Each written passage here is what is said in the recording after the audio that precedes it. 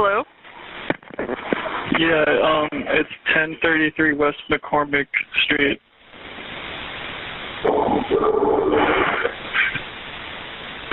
Okay, tell me exactly what happened. They were arguing and I shot him in the head and he's not breathing anymore. Okay, so what's going on right now? Are you there?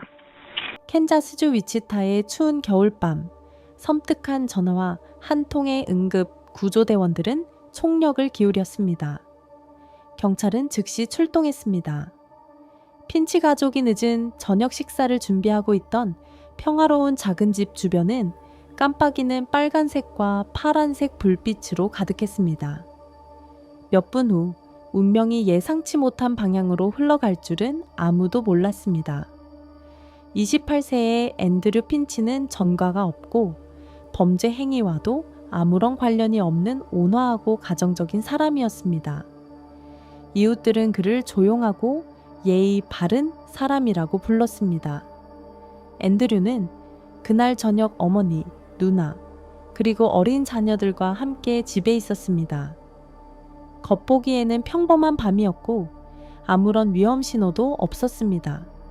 한편 수천 마일 떨어진 곳에서는 여러 건의 가짜 전화로 법 집행 기관에 친숙한 타일러 베리스가 전화를 걸어 위험한 상황을 조성했습니다. 밤의 분위기는 갑자기 고요해서 극도의 긴장감으로 바뀌었는데 이는 모두 단순한 전화 한 통 때문이었습니다. 핀치 가족의 집 문이 열리자 예상치 못한 일이 벌어졌고 이 사건은 미국 공포 역사에 영원히 기록될 것입니다.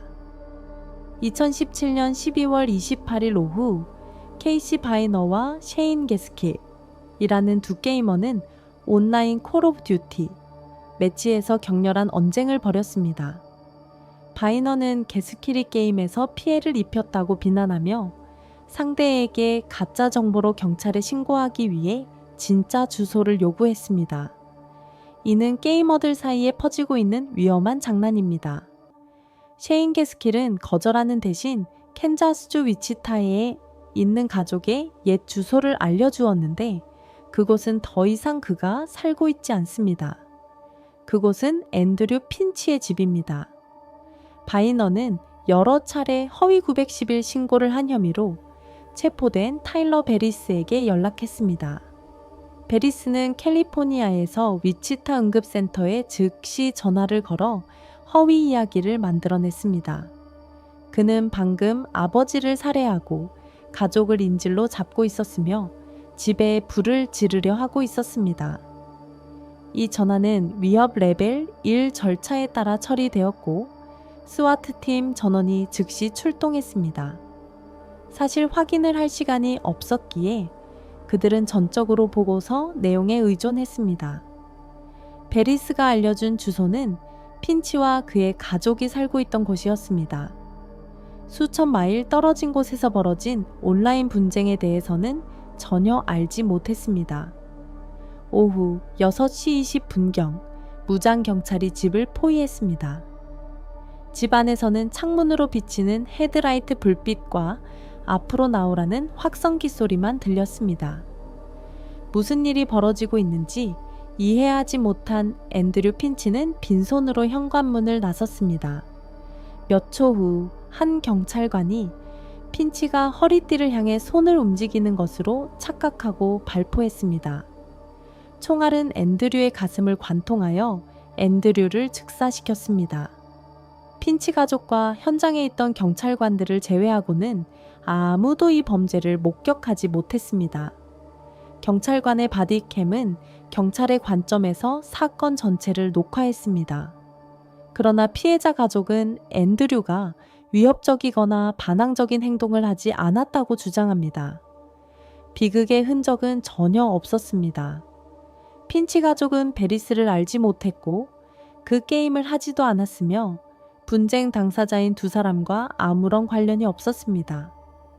이 사건은 위험한 장난과 당국의 확인 부족에서 비롯된 완전히 치명적인 실수였습니다.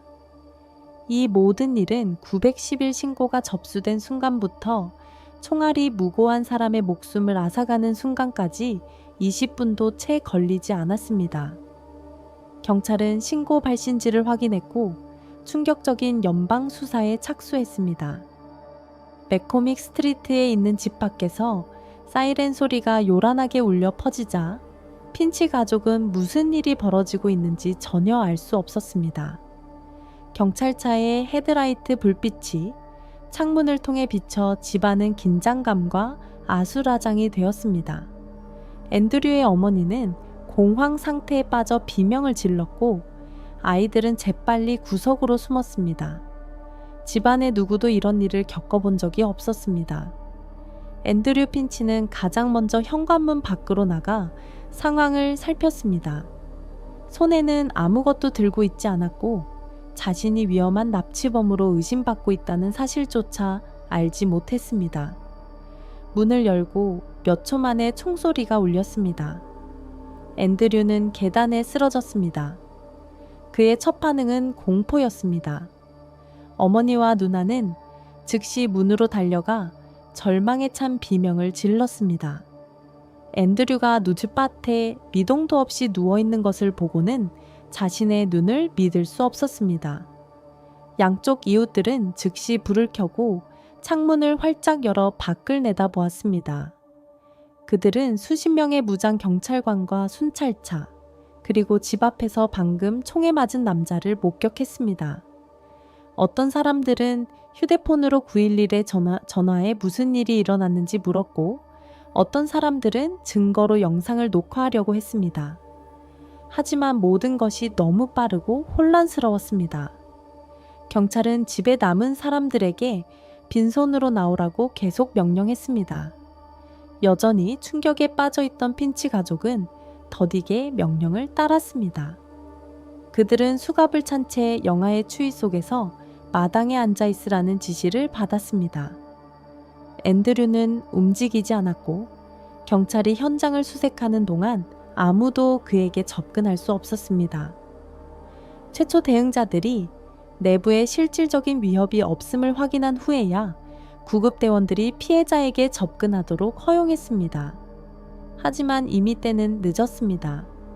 앤드류 핀치는 현장에서 사망 선고를 받았습니다. 그의 몸이나 집 안에서는 무기가 발견되지 않았습니다. 동네는 침묵에 휩싸였습니다. 이웃들은 무슨 일이 일어났는지 알아차릴 겨를도 없이 명백한 여파만 목격했습니다.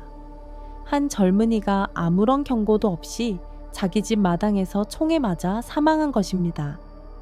같은 날 밤 위치타 경찰은 긴급 기자회견을 열고 심각한 9.19 신고에 대응했지만 그 결과는 비극이었다고 인정했습니다.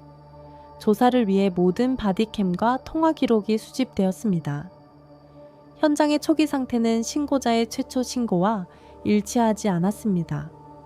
총도, 인질도, 화재도 없었습니다. 그저 당황한 가족과 한 명의 생명만 희생되었을 뿐입니다. 과학수사팀이 현장을 정리하고 현장에 도착했을 때 그들은 경찰이 이전에 보고했던 것과는 완전히 다른 현장을 발견했습니다. 폭력의 흔적, 잔해, 집 안팎에서 어떠한 충돌이나 다툼의 흔적도 없었습니다. 방 안은 깔끔했고 약탈이나 점유의 흔적도 없었습니다. 이는 최초 신고의 진위성에 대한 첫 번째 의문을 제기했습니다. 앤드류 핀치의 시신은 집 앞 계단에서 발견되었습니다. 그는 겨울옷을 입고 있었고 손에 무기나 물건을 들고 있지 않았습니다. 과학 수사 결과 앤드류는 가슴에 단발 총상을 입어 심장과 폐에 심각한 손상을 입었고 현장에서 즉사했습니다. 감정 평가를 바탕으로 총알은 경찰관이 15에서 20m 거리에서 신속 대응 상황에서 발사한 것으로 확인되었습니다. 수집된 증거에는 여러 경찰관의 바디캠 영상, 9.19 신고 녹음 파일, 시신 위치, 눈속 발자국, 그리고 집안의 상태가 포함되었습니다. 집안에는 혈흔이 없었고 앤드류 외에는 부상자가 없었으며 폭행이나 저항의 흔적도 없었습니다. 첫 번째이자 가장 중요한 특이점은 피해자가 용의자가 아니었고 90일 신고에 명시된 것처럼 그 집은 위험한 상황의 현장이 아니었다는 것입니다. 이러한 모순은 즉시 핀치 가족에 대한 반대 수사의 시발점이 되었지만 이 비극적인 죽음을 초래한 신고의 발단에 대한 수사가 시작되었습니다. 위치타 경찰은 현장의 응급 전화와 일치하지 않는다는 것을 알게 된 후 이 사건이 단순한 총격 사건일 뿐만 아니라 기술 업계에서 스와팅으로 알려진 가짜 9211 전화의 심각한 결과라는 것을 즉시 확인했습니다. 그 시점부터 수사의 초점은 911 전화의 발신지를 추적하는 것으로 옮겨졌습니다. 기술부는 FBI와 협력하여 통신 데이터를 검토했습니다. 그들은 해당 전화가 캘리포니아에서 공공 유선 전화를 사용하여 발신되었지만 의심스러운 IP, 주소와 연결되어 있음을 빠르게 발견했습니다. 통신사 및 네트워크 활동 데이터를 통해 타일러 베리스가 거주하는 로스앤젤레스의 IP 주소를 찾아냈습니다. 25세의 베리스는 허위 경보 신고, 폭탄 위협, 비상 상황 조작 등으로 여러 차례 체포되었습니다. 또한 여러 온라인 포럼에서 스와팅이 위험한 취미로 계획된 사례가 목격되었습니다. 체포영장은 즉시 발부되었습니다. 2017년 12월 30일 사건 발생 이틀 후 로스앤젤레스 경찰과 FBI는 타일러 베리스를 아파트에서 체포했습니다. 베리스는 연방본부로 압송되어 집중적인 신문을 받았습니다. 첫 신문에서 베리스는 침착하고 심지어 냉정한 모습을 보였습니다. 그는 신원을 밝히지 않은 채 다른 사람의 지시를 따랐을 뿐이라며 책임을 부인했습니다. 연방 수사관들은 베리스의 인터넷 활동 내역을 조사하기 시작했습니다. 증거에는 베리스, 케이시 바이너, 그리고 콜 오브 듀티, 게임을 두고 직접적인 갈등을 빚었던 셰인 게스킬 간의 문자 메시지와 온라인 채팅이 포함되었습니다. 한 대화에서 게스킬은 바이너에게 자신의 이전 주소를 알려주고 스와팅을 시도했습니다. 바이너는 전화를 무시하는 대신 베리스에게 주소를 알려주고 전화를 걸도록 요구했습니다. 베리스가 반박할 수 없는 증거, 즉 그의 음성 샘플과 완벽하게 일치하는 911, 음성 녹음, IP 기록, 접속 시간 링크가 제시되면서 수사의 방향이 더욱 명확해졌습니다. 추가 신문 결과 베리스의 태도에 현저한 변화가 드러났습니다. 그는 처음에는 부인했지만 점차 자신의 행동을 인정하면서도 다른 사람들을 비난하며 결과가 그렇게 심각할 것이라고 생각하지 않았다고 말했습니다. 그러나 동기는 더 이상 결과만큼 중요하지 않았습니다. 연방 수사관은 베리스의 스와팅 행위가 위치테에만 국한되지 않았기 때문에 사건을 여러 주에 걸친 수사로 확대하기로 결정했습니다. 수사관들은 그가 2년 동안 캘리포니아에서 오하이오까지 여러 주에 최소 30건의 가짜 전화를 걸었다는 사실을 발견했습니다. 이는 위험하고 고의적이며 반복적인 범죄 패턴의 윤곽을 잡는 데 도움이 되었습니다. 이와 동시에 갈등을 시작한 두 사람인 케이시 바이너와 셰인 게스킬도 조사를 받았습니다. 바이너는 처음에는 베리스와 직접 접촉한 사실을 부인하려 했지만 통화 기록과 문자 메시지 때문에 부인할 수 없었습니다. 주소를 제공한 게스킬 역시 도발적인 행동과 이전 주소가 표적이 되었다는 사실을 알았을 때 즉시 경찰에 신고하지 않은 혐의로 조사를 받았습니다. 수사에서 가장 큰 심리적 전환점은 바이너와 게스킬 간의 내부적인 대화에서 비롯되었습니다. 두 사람 모두 자신의 행동이 심각한 결과를 초래할 수 있음을 인지했지만 영향을 받을 수 있는 사람들에게 경고하는 대신 침묵을 선택했습니다. 심지어 무슨 일이 생기면 나를 탓하지 마세요 라는 문자 메시지까지 보냈습니다. 이 모든 정보는 연방 파일에 포함되었습니다. 증거에는 녹음된 통화 내용, 현장 바디캠 영상, 온라인 채팅 기록, 신문 녹음, 통신사 및 소셜미디어 플랫폼의 기술 데이터가 포함되었습니다.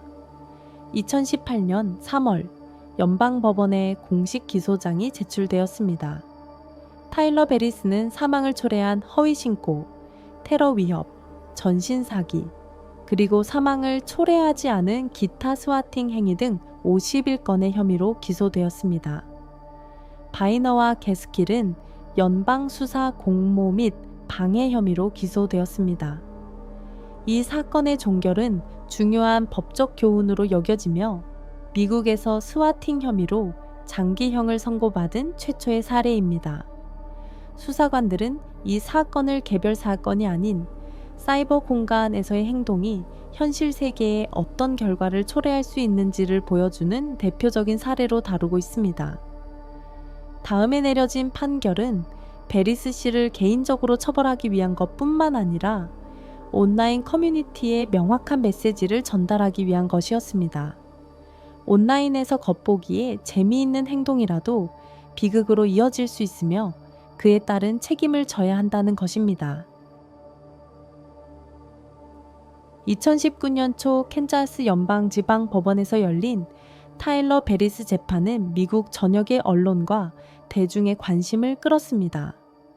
이 재판은 연방 차원에서 기소된 최초의 스와팅 사건 중 하나로 사이버 공간에서 발생하는 위험한 행동에 대한 법적 접근 방식의 전환점을 이루었습니다. 50건 이상의 범죄 혐의로 기소된 베리스는 처음에는 무죄를 주장했지만 수개월간의 구금과 압도적인 증거에 직면한 후 결국 검찰과의 유죄 인정 협상을 통해 유죄를 인정했습니다. 선고 공판에서 베리스의 변호인은 이로 의뢰인이 결과를 이해하는 데 어려움을 겪었고 자신의 행동의 심각성을 제대로 평가하지 못했다고 주장했습니다. 그러나 검찰은 베리스가 이전에도 유사한 행위를 여러 번 저질렀으며 앤드류 핀치의 죽음은 의도치 않은 결과가 아니라 일련의 무모하고 무책임한 행위의 필연적인 결과라고 강력히 주장했습니다. 연방판사는 베리스에게 징역 20년을 선고했는데 이는 당시 스와팅 사건에 선고된 가장 무거운 형량이었습니다. 앤드류 핀치의 유족들은 법정에 제출한 성명에서 슬픔을 표하며 유족뿐 아니라 앞으로 유사한 비극이 재발하지 않기를 바라는 마음을 전했습니다. 재판에서 주목할 만한 순간은 베리스가 선고를 받기 전 마지막 말을 한 순간이었습니다. 그는 피해자 가족에게 사과했지만 이렇게까지 될 줄은 몰랐다고 말했습니다. 이 발언에 대한 여론은 극명하게 갈렸습니다. 일부는 베리스가 진실하지 않고 책임을 회피하려 한다고 보았고 다른 일부는 뒤늦은 후회의 표시라고 보았습니다. 이 사건은 소셜 미디어 플랫폼에서 큰 반향을 일으켰고 많은 사람들이 스와팅에 대한 더 엄격한 법률 제정을 요구했습니다. 한편 법률 및 기술 전문가들은 온라인 행위와 실제 결과 간의 책임 한계에 대해 논쟁을 벌였습니다. 타일러 베리스 사건은 가상 세계와 현실 세계의 충돌을 보여주는 대표적인 사례가 되었습니다. 단 한 번의 클릭이 돌이킬 수 없는 결과를 초래할 수 있기 때문입니다. 앤드류 핀치의 죽음은 개인적인 비극일 뿐만 아니라 사이버 공간에서 겉보기에 무해해 보이는 행동의 위험성을 경고하는 사건이기도 합니다. 무고한 한 남자가 현실에서 만난 적도 없는 사람들 사이에 복수 장난으로 인해 자신의 집 바로 앞에서 목숨을 잃었습니다. 핀치 가족은 영원히 치유될 수 없는 상처를 안고 살아가야 할 것이며 위치타 지역 사회는 겉보기에 평범해 보이는 겨울밤의 충격에 맞서야 합니다. 이 사건으로 사회는 법적 책임, 윤리, 그리고 디지털 시대의 개인 행동의 한계에 대한 심오한 질문을 던지게 되었습니다. 스와팅은 더 이상 단순한 농담이 아니라 심각한 결과를 초래할 수 있고 심지어 목숨을 앗아갈 수도 있는 범죄입니다. 이 사건 이후 미국 법은 가짜뉴스를 신고하는 행위를 더욱 엄격하게 처벌하는 조치를 취했습니다. 하지만 더 중요한 것은 이 사건이 인류에게 주는 교훈입니다. 특히 진실과 거짓의 경계가 매우 모호한 디지털 플랫폼에서는 모든 행동과 말에 신중해야 한다는 것입니다. 모든 개인과 공동체는 사소해 보이는 행동이 가져올 수 있는 잠재적 결과에 대한 올바른 인식을 갖춰둬야 합니다. 마지막으로 질문은 이렇습니다. 거짓말이 생명을 앗아갈 수 있다면 특히 오늘날처럼 전 세계적으로 연결된 시대에 정의, 이성, 그리고 인간성이 충동보다 항상 승리하도록 하기 위해 우리는 무엇을 해야 할까요?